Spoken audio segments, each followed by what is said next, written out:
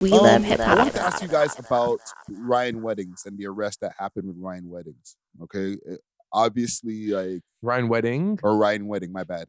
Um, he's been arrested after being public enemy number one. Okay, now they got new post. Can you pull this up for me right over here, Jake? Have you guys been seeing this page over here? Yeah. This boss man or boss Ryan W page to the media and my followers. After seeking guaranteed for fair process, I've decided to voluntarily turn myself into the authorities. I thank my wife for tagged his wife. He tagged his wife. Right?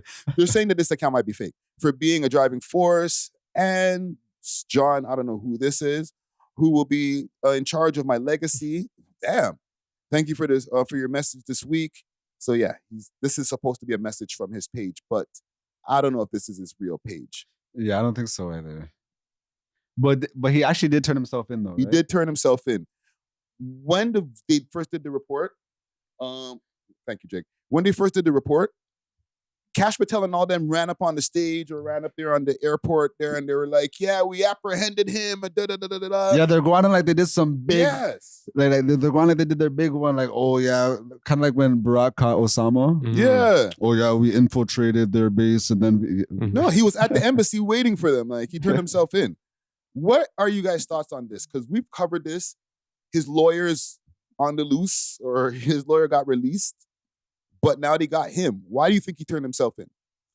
There definitely has to be a strategy behind it. Like when I first seen this, I just thought of Breaking Bad when Walter was like in isolation, and because I like you know how basically in the show you could like pay to like kind of get yourself like out the system or whatever, but he put him in like some cabin in the middle of nowhere. So I'm thinking it could be a situation like that where he was just tired of being on the run and just like, okay, let me turn myself in, or maybe he was able to talk to his lawyer.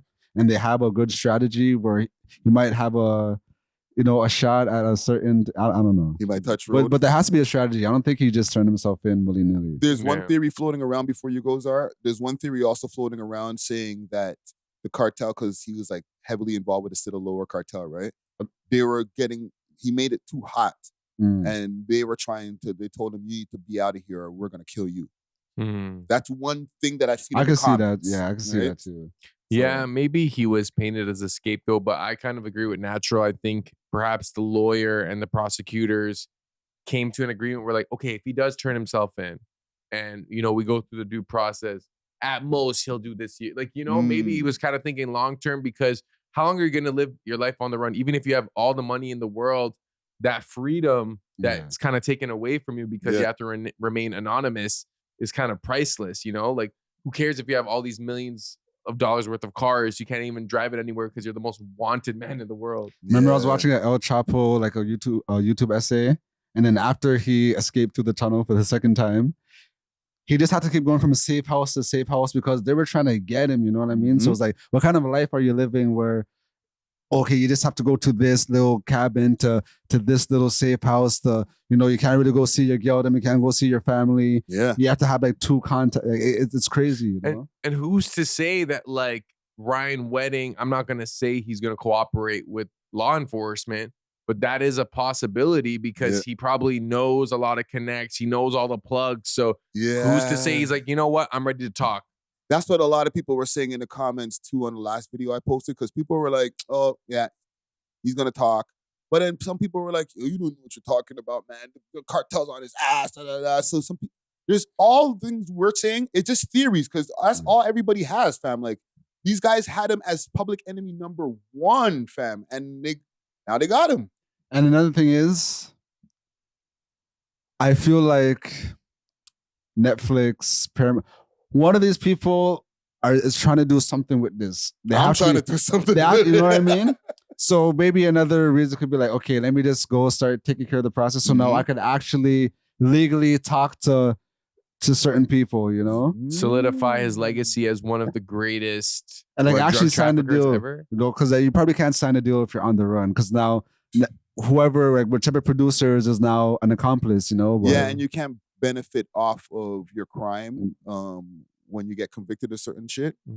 So like you can't even like benefit off the book and stuff like that. Yeah. You know what Yeah. I'm saying? What I find interesting, and it's not just in the case of Ryan Wedding, but any sort of big time drug dealer, is the overwhelming amount of support and love that these guys get, you know, obvious. Yeah. And like, it's a glorified, I guess, career, you know, but it's like everything is like, yo, this guy's a guy, he's 30. And especially because he's Canadian, I feel like I've been seeing more of that sentiment where like we're proud.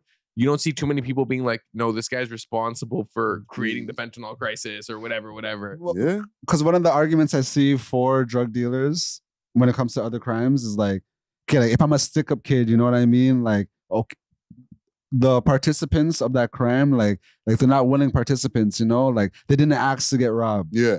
But some could argue that people are coming to the drug dealer and they're asking for the drug. So they're both like willing participants in this crime rather than like, oh, if I do fraud on someone, like they didn't ask to get their bank account stolen. The sentiment or the saying is they're going to get it somewhere. I know, exactly. If I don't sell it to them, they're going to get it somewhere. Exactly. Yeah, you could argue it's a bit more ethical than other forms of crime, but that's I'm not saying it's good. I'm not saying it's good. No, but that's assuming that there's also not violence that accompanies the drug game. You know what I'm saying? Like it's not all just like customer and provider or dealer. That's you true, know, like that's you're true. dealing with other cartels, you're dealing with territory, Yeah. you're dealing with, you know, people trying to rob you, whatever. I made it sound like roses and daisies. Like, No, but when you said it like that, I'm like, yo, it's the best job ever. But some of the violence comes from the prohibition of the stuff. Yeah, that's true. Right? So like, okay, weed is legal. I know there's still violence going around with people who are got their grow yards and stuff like that. There's always going to be some kind of violence because there's going to be an underworld. But the more they legalize stuff, then the stakes get lower for certain things. You know what I'm saying? Yeah, but then you're going to have less dealers, individual dealers, because now the government is going to eventually be the dealer. So then they don't have to, then now the dealers don't have to fight with each other over territory because guess what? Product's not available anymore because we sell it now. Or like we all get it from the same person anyways, whereas other people, they're like the moment you have that much, like other people are going to try to rob you and then you're going to have to resort to violent means. They're going to resort to violent means. The only reason I talk about prohibition in any way, because we're talking about, you know, the export of Fenty and freaking Yayo and all that type of stuff. But at one point in time, alcohol was an export. Canada was one of the biggest exporters of weed and it was so taboo. And then every weed dealer is some kind of demon for selling weed to your community. Now it's legal. Wasn't there a prohibition on alcohol as well? Way back in the days, right? So at one point they were trying to tell people that you are not allowed to drink alcohol. And now it's in every store around, bro. Man, you have to have the speakeasies and stuff, the low-key bars and shit. So the ethical part of the drug dealing, right? And this is coming from a former drug dealer, so take it with a grain of salt. The ethical part is based on whatever the government deems illegal or legal. Because there are some people that use mushrooms for like psychedelic purposes or for even physical healing purposes and stuff like or even like PTSD, psychedelics help with that or whatever. Yeah. So like drug use doesn't have to mean like, oh, crackhead, cokehead, you know what I mean? Yes. But fentanyl? No, I'm not saying that. But even though fentanyl is used in medicinal practices, like look at Clavicular or whatever his name is. Clavicular? Yeah. Okay, now he's using that for some next shit. But he's using it not just to get high. No, I'm not excusing it. No, he's using it to look smacks and stay low body fat. Sorry, I didn't mean to interrupt. What were you saying? Fentanyl's not always bad. Oh yeah, they use it medicinally, like 0.001% sometimes to like to do whatever. I'm not a doctor, you know what I mean? But they also use it to step on other drugs and end up killing people. So like I think it depends who's administering it, and it's kind of like when it's unregulated, you don't know what the intention. That's what it is, because like people use hammers to like build beautiful houses, but people have used hammers to slaughter motherfuckers. You know? So that's a fair point. So I'm not trying to say that Ryan Wedding's, you know, allegedly or whatever isn't a criminal, because there's bodies involved in this case. It's not just he had a bunch of drugs that he was exporting out of the country or whatever. Like with that came bodies, right? So obviously, like he can't be a complete hero. But the reason I think a lot of people from the streets here might be considering him a hero, besides like whatever, it's cool he's Canadian, because he might be affecting their bottom line, fam, in some kind of way, even if it might be directly you never know who this guy might be chatting to over here in the scene. Yeah. And then on a trickle down, like him going away might affect prices. Oh, it might like fuck up the market. Yes. On some Casper shit. Really fucking up the market. You know what I'm saying? Like, if he was one of the biggest exporters, the El Chapo of now, like, bro, that's gonna leave a little bit of a dent in the drug game. I know there's always somebody to replace shit, but like, bro, he has John Krasinski or whatever he said is gonna take over his legacy. All right, hey guys, I'm gonna be taking over operations here. Salute to my wife at such and such. Like she did it.